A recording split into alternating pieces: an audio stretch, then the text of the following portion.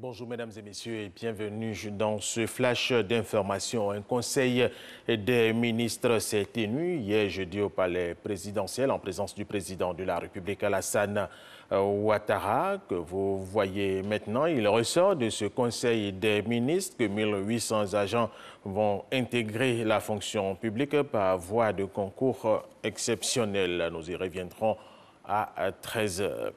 Le salon de l'agriculture et des ressources animales Sara s'ouvre aujourd'hui en présence du président de la République Alassane Ouattara.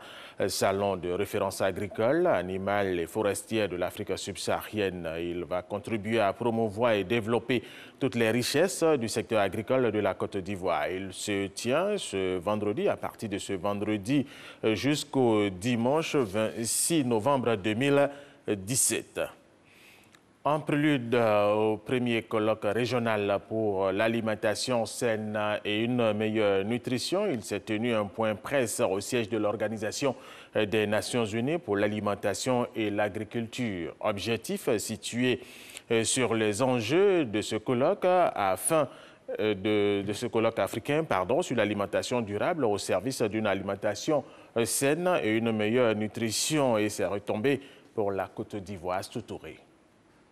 Après le colloque international pour des systèmes alimentaires durables au service d'une alimentation saine et une meilleure nutrition en décembre 2016 à Rome, d'autres rencontres régionales ont eu lieu. Et c'est la Côte d'Ivoire qui a été choisie pour abriter le colloque régional pour l'Afrique.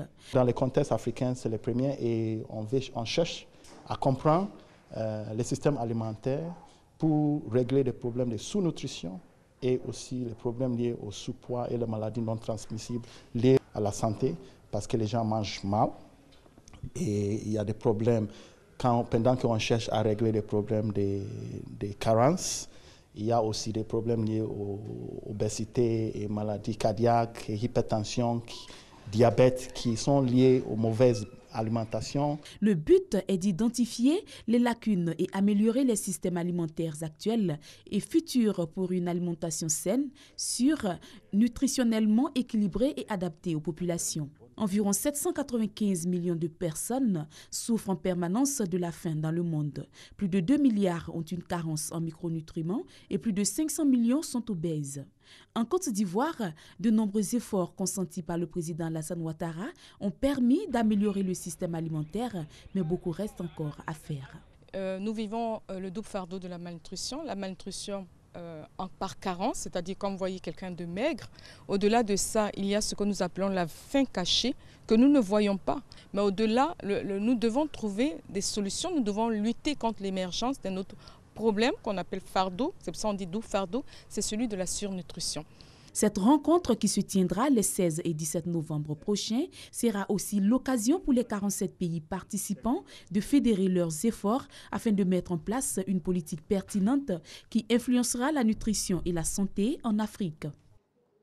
Tout autre chose, dans le cadre de l'ouverture des concours professionnels et directs d'entrée à l'École nationale d'administration ENA, le secrétaire général a animé une conférence de presse au sein du dit établissement. Selon lui, l'organisation va enregistrer des innovations majeures. Un incendie s'est déclaré ce matin au plateau à la galerie du parc et au bâtiment annexe du groupe Pigier. Les sapeurs-pompiers sont à pied d'œuvre pour éteindre le feu qui a déjà causé de graves dégâts. Nos équipes sont sur les lieux. Nous vous donnerons plus de détails dans nos prochaines éditions. Et nous allons terminer avec cette information. Le président du Zimbabwe, Robert Mugabe, refuse toujours de démissionner. Son ancien vice-président Emmerson Mnangagwa, dont l'éviction a provoqué mercredi le coup de force de l'armée contre le régime du président Robert Mugabe, est rentré hier jeudi au pays. Mais la confusion règne encore ce vendredi au Zimbabwe. L'armée zimbabwéenne qui contrôle la capitale Harare a par ailleurs annoncé avoir arrêté plusieurs proches de Robert Mugabe, se félicitant de progrès significatifs dans son opération de purge au sein du parti au pouvoir, la ZANU-PF. Voilà, c'est la fin de ce flash d'information. Merci de l'avoir suivi. Je vous retrouve tout à l'heure à 13 h.